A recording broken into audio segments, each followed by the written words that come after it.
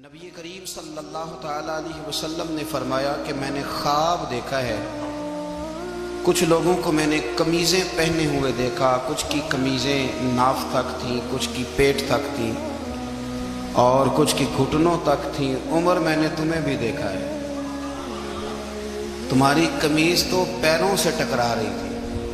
تو حضرت عمر کہنے لگے حضور خواب کوئی دیکھتا ہے، تعبیر کوئی بتاتا ہے، پر یہاں کمال یہ ہے کہ خواب بھی آپ نے بتایا ہے، تعبیر بھی آپ ہی بتائیں گے۔ حضور پھر بتا دیں اس خواب کی تعبیر کیا ہے؟ تو حضور نے فرمایا تعبیر یہ ہے کہ کسی کا دین ناف تک، کسی کا گھٹنوں تک، کسی کا پیٹ تک، اور عمر تو سارا ہی دین میں لپٹا ہوا ہے، تو سارا ہی دیندار ہے، سارا ہی۔ حضرت عمر فاروق رضی اللہ تعالیٰ عنہ آئیڈیل ہیں، ایک ہیرو ہیں۔ حضرت عمر فاروق کی زندگی میں جو چیز آپ کو بہت زیادہ ملے گی نا، وہ یہ ہے کہ آپ نے جتنا کڑا احتساب محاسبہ باہر والوں کا کیا ہے نا، اس سے زیادہ بڑھ کے اپنا اور اپنے گھر والوں کا کیا ہے۔ تو حضرت عمر کے بیٹا گزر رہا تھا، تو حضرت ابو موسیٰ اشعری کہتے ہیں میں نے صفائی کی تو ایک دینار نکلا، تو میں نے وہ ایک دینار نا حضرت عمر کے بیٹے کو دے دیا۔ میں نے کہا لو بیٹا اپنے چچا کی طرف سے تحفہ۔ تو گھر جا کے انہوں نے حضرت عمر کو بتایا کہ چچا نے پیسے دیے ہیں، چھوٹے بچے تھے۔ حضرت عمر نے حضرت ابو موسیٰ اشعری کو بلا لیا اور بلا کے فرمانے لگے میں تو تمہیں اپنا دوست جانتا تھا اور تم نے میری اولاد کو ہی دنیا دار بنانا شروع کر دیا، میرے بچوں کو ہی تم نے دنیا دار پیسوں پہ لگانا شروع کر دیا، میں تو تمہیں یار سمجھتا تھا۔ فرمایا تمہیں چاہیے تھا میرے بیٹے کو نصیحت کرتے کہ بیٹا پیسوں سے رب راضی نہیں ہوتا، اس کی رضا والے کام کیے جائیں تو رب راضی ہوتا ہے۔ اور فرمایا تمہیں کوئی اور گھر نہیں ملا تھا تباہ کرنے کے لیے، میرا ہی گھر ملا تھا، اٹھاؤ اپنا دینار اور خبردار آج کے بعد میرے بچوں کے ساتھ یہ والی نیکی نہ کرنا۔ اور ہمارا کیا سٹیٹس ہے؟ دوستی ہے ہی اس سے جو تحفے زیادہ دے، جو بچوں کو خراب کرنے میں مدد زیادہ کرے اس کے ساتھ گرا۔ حضرت عمر نے گھر پہ اور سب سے بڑھ کر اپنی ذات پہ توجہ کی۔ حضرت ابو مالک رضی اللہ تعالیٰ عنہ کہتے ہیں میں عمر کے پیچھے پیچھے ایک باغ میں گیا، اکثر اس باغ میں جایا کرتے تھے، اور عمر جا کے نا تو درخت کے نیچے بیٹھ گئے اور فرمانے لگے او امیر المومنین اللہ سے ڈر جا، ورنہ جس رب نے حکومت دی ہے وہ عذاب بھی بڑا دے گا، ڈر جا رب سے۔ کبھی ساری زندگی حضرت عمر نے اپنا کوئی تعارف نہیں کرایا، کبھی نہیں۔ ایک بندے نے آپ کے سامنے تعریف کر دی آپ کی تو فرمانے لگے تو خود بھی ہلاک ہوا اور مجھے بھی ہلاک کر دیا، کیا ضرورت پڑی ہے میری تعریفیں کرنے کی؟ اتنی دیر میری تعریف میں لگائی، اللہ کا ذکر کرتا رب تجھے ثواب دیتا، حضور پہ درود پڑھتا تو رب تیرے اوپر رحمتیں نازل کرتا، کس چکر میں ہے؟ آج جتنا اچھی کوئی خوشامد کرے اتنی اچھی وزارت ملتی ہے، جتنی اچھی اس کو جو ہے وہ چاپلوسی کرنی آئے درجہ بھی اسے اتنا ہی اچھا ملتا ہے۔ حضرت عمر فاروق رضی اللہ تعالیٰ عنہ آپ کے بیٹے کہتے ہیں، صاحب فتوح الشام نے لکھا ہے، آپ کے صاحبزادے کہتے ہیں میں نکلا تو میرے ابا جی نا اپنی پشت پر مشکیزہ رکھ کے کنویں سے پانی بھر کے آ رہے تھے۔ میں دوڑ کے آگے گیا، میں نے کہا ابا جی مجھے دے دے۔ فرمانے لگے بیٹا تیرا کیا خیال ہے، کوئی اور نہیں تھا مشکیزہ بھر کے لانے کے لیے، تیرا کیا خیال ہے؟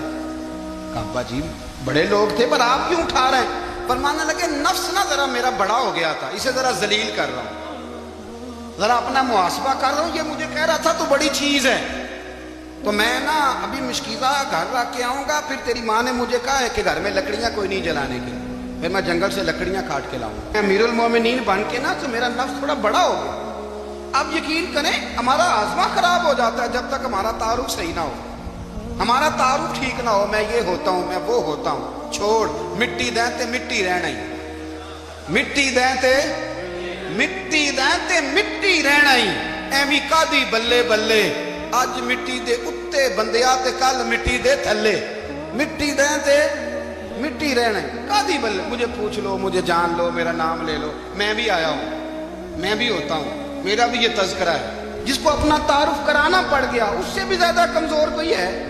فوٹو میں دکھاتا پھرتا ہے فلانے کے ساتھ فوٹو فلانے، تو کمزور بندے یہ کام کرتے۔ حضرت عمر فاروق اللہ اکبر، حضرت عمر جیسا بندہ 24 لاکھ مربع میل کا حکمران، اور شاہ روم کو خط لکھ کے کہتا ہے میں منت نہیں کرتا میں حکم دیتا ہوں، اتنا تگڑا بندہ۔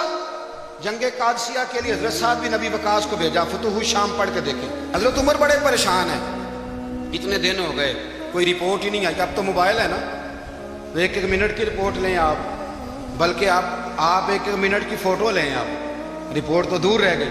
हजरत उमर फारूक रदी अल्लाह ताला अन्हु बड़े परेशान है कि कादसिया में हजरत साद बिन अबी वकास के साथ लोग जिहाद करने गए, रिपोर्ट कोई नहीं आ रही। इतने परेशान थे कि बाहर निकल के ना उस रास्ते पे बैठ जाते जो रास्ता कादसिया की तरफ से आता था।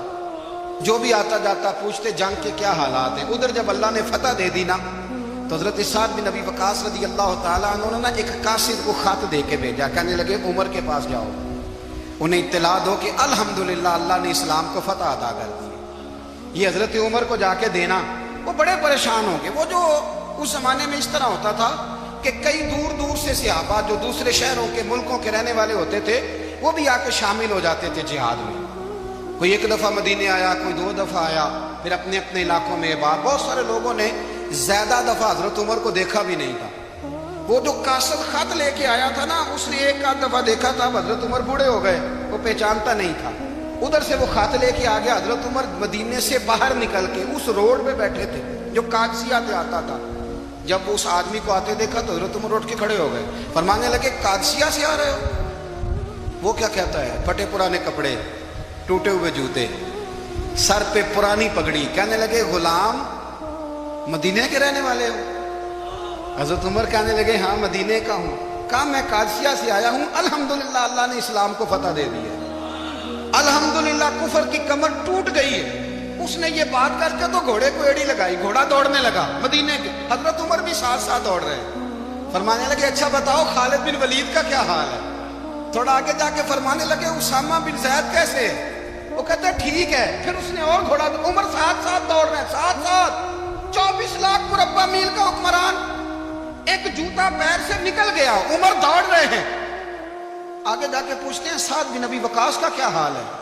तो हुजूर वो भी ठीक है। कितने लोग मेरे शहीद हो गए मुसलमानों में से? कहने लगा सही गिनती का नहीं पता, ये लफ्ज अदा होते होते मदीने की सरहद आ गई। लोगों ने उमर को घोड़े के साथ दौड़ते देखा तो कहा अमीरुल मोमिनीन क्यों दौड़ रहे हैं? वो गुलाम छलांग लगा के नीचे आया, कदमों में बैठ गया। कहने लगा हुजूर आपने बताया ही नहीं आप अमीरुल मोमिनीन है। आप फरमाने लगे क्या बताता? मैं तो ऊंट चलाने वाले का पुत्र हूं, क्या बताता? वो उमर हूं जिसने अपने गुनाहों का हिसाब देना है, क्या बताता? जो साद बिन अबी वकास को जिहाद पे भेज के कुछ बुज़दिलों की तरह घर में बैठा है, क्या बताता? कोई हैसियत नहीं, कोई तार। तूने अच्छा किया, तू तो मुजाहिद था, मुझे साथ साथ दौड़ाया, तूने अच्छा किया। जितने लोग थे चीखे मार के रोने लगे। हजरत फारूक आजम से कहने लगे उमर जब तक तेरे जलवे रहेंगे अल्लाह कामयाबियां ही अता फरमाएगा, जब तक तेरा रंग रहेगा अल्लाह ताला नवाजता ही रहेगा। कुछ नहीं, कभी अपना आप जाहिर ही नहीं किया। बहुत बड़े थे, बहुत बड़े थे हजरत उमर, बड़े थे। हजरत अबू राफे गुलाम थे, कुरान पाक बड़ा सोना पढ़ते थे। हजरत उमर जब भी उन्हें मिलते कहते अबू राफे तो उमर से अच्छा है, कुरान बड़ा शानदार पढ़ता है। तो वो कहते हुजूर अगर मैं कुरान सही पढ़ता हूँ तो आपको कुरान की तशरीह ज्यादा सही आती है, आप भी तो मुझसे अफजल हैं। तो आप फरमाते नहीं फिर भी तो मुझसे अफजल है। क्यों? इसलिए कि तू अपने आका की नौकरी भी ठीक करता है और रब की इबादत भी ठीक करता है, और मुझे खाली सिर्फ इबादत करनी होती है वो भी ठीक नहीं कर पाता। सारी जिंदगी अपना मुहासबा, सारी जिंदगी अपने गिरेबान में देखा, सारी जिंदगी अपने आप को परखा, अपने आप को टटोला। 62 साल उम्र बीत गई। हजरत हुज़ैफा बिन यमान एक सहाबी थे, मेरे नबी करीम अलैहिस्सलाम ना उनसे राज की बातें करते थे। हर बंदे का आज़मा ठीक नहीं होता, सबसे राज की बात नहीं करनी चाहिए। हजरत हुज़ैफा बिन यमान कहते हैं हुजूर राज की बातें बताते। मदीना मुनव्वरा में जो मुनाफिकीन थे उनकी लिस्ट भी नबी पाक ने हजरत हुज़ैफा बिन यमान को दी थी। जब कोई मशकूक आदमी मर जाता ना तो सहाबा कहते हम देखते अगर हजरत हुज़ैफा ने जनाजा पढ़ा तो हम भी जनाजा पढ़ लेते। नबी पाक ने भी कुछ जनाजे नहीं पढ़े, तिरमिजी में है, फरमाया उस्मान से जो बुग़्ज़ रखे उसका जनाजा नहीं पढ़ेंगे। हजरत हुज़ैफा बिन यमान अगर जनाजा पढ़ते तो लोग पढ़ते, वो ना पढ़ते तो लोग जनाजा ना पढ़ते। हजरत हुज़ैफा बिन यमान कहते हैं जनाब उमर फारूक की खिलाफत के आखिरी अयाम थे, कुछ दिनों के बाद वो शहीद हो गए। फरमाते आधी रात का वक्त था, मैं घर में सोया था बड़ा बेफिक्र, अचानक मेरे दरवाजे पे दस्तक हुई, मैं घबरा के उठा, इतनी रात को कौन आया? कहते कुर्बान जाऊं, दरवाजे पे गया तो अमीरुल मोमिनीन फारूक आजम दरवाजे पे। میں نے کہا عمر کوئی حکم تھا تو مجھے بلا لیتے. کہنے لگے میں نا امیر بن کے نہیں آیا, تیرا ویر بن کے آیا. امیر المومنین کی حیثیت سے سرکاری کام سے بلاتا تو وہاں بلاتا, مجھے ایک ذاتی کام پڑ گیا. کہتے میں نے عمر کو گھر کی اندر بلا کے چارپائی پہ بٹھایا. میں نے کہا حضور میں غریب آدمی ہوں, میں کیا آپ کے کام آ سکتا ہوں؟ تو کہتے ہیں انہوں نے نا مجھے ساتھ بٹھا لیا, پھر میرا ہاتھ پکڑ لیا. کہنے لگے تو عمر کو جانتا ہے؟ عمر جھوٹ نہیں بولتا. تو جانتا ہے عمر وعدوں کا پکا ہے؟ کہا حضور جانتا ہوں. کہا میں اس وقت آیا ہوں جب دیکھ بھی کوئی نہیں رہا. حضرت حذیفہ بن یمان کہتے ہیں پریشان ہو گیا, حضور پہلیاں نہ بجھوائے, مہربانی کر بتائیں کدھر آئے ہیں. حضرت عمر فاروق فرمانے لگے 62 سال کا ہو گیا ہوں, 63 میں چل رہا ہے, داڑھی سفید ہو گئی ہے, پھل پک گیا, اٹھ فریدہ ستیا, داڑھی آ گئی پور, اگا نیڑے آ گئے, پیچھا رہ گئی دور. اب قبر اشر کا معاملہ صاف نظر آنے لگا ہے. کہا حضور مجھ سے کیا چاہتے ہیں؟ حضرت عمر رو پڑے. کہنے لگے آج میں عشاء کے بعد نکلا ہوں تو نبی پاک کے صحابہ مجھے نیک کہہ رہے تھے, پھر میں نے بچوں کی ماں سے اور بچوں سے بھی پوچھا ہے, وہ بھی مجھ سے راضی ہیں. پر حذیفہ تیرے ساتھ نبی پاک راز کی باتیں کرتے تھے, سچ بتا کہیں عمر کا نام منافقوں میں شامل تو نہیں؟ سچ بتا ان منافقین میں تو شامل نہیں, کہیں اوپر سے تو نہیں سارا کچھ؟ حضرت حذیفہ بن یمان کہتے ہیں میں باپ کے مرنے پہ اتنا نہیں رویا جتنا عمر کے سوال پہ رویا. میں قدموں میں بیٹھ گیا. میں نے کہا نہیں عمر, یہ تو میں نے نہیں سنا, لیکن یہ میں نے نبی پاک سے ضرور سنا ہے کہ میرے بعد اگر کوئی نبی ہوتا تو عمر ابن خطاب ہوتا. یہ میں نے اپنے کانوں سے سنا ہے کہ عمر جس گلی سے گزرے شیطان رستہ بدل جاتا ہے.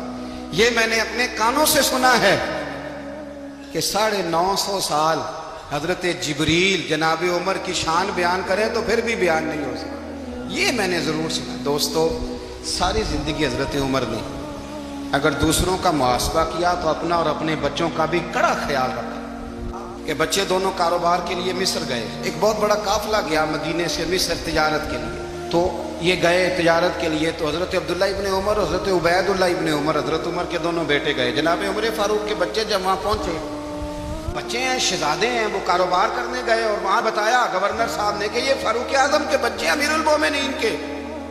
لوگوں نے ان سے زیادہ مال خریدا, تجارت میں زیادہ نفع ہوا. ظاہر ہے کہ وہ آپ کے جو اللہ خیر کرے حکمران ہیں, ان کے کاروبار کتنے ملکوں میں ہیں, کس بنیاد پر ہیں؟ صرف اس بنیاد پر کہ وہ حکمران رہے, ان کے لیے آسان تھا بڑے لوگوں سے تعلقات بنانا.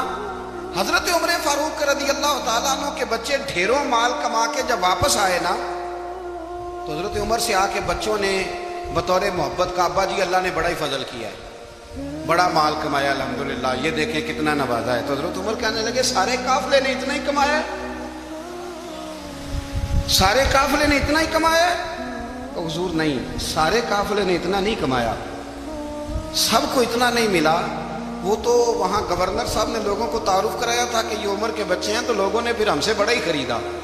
تو حضرت عمر فرمانے لگے ٹھیک ہو گیا, میں بات سمجھ گیا, اس طرح کرو جو تمہاری اصل زر تھی نا, جو راز تھی وہ رکھ لو, اور باقی سارا مال خزانہ میں جمع کرا دو.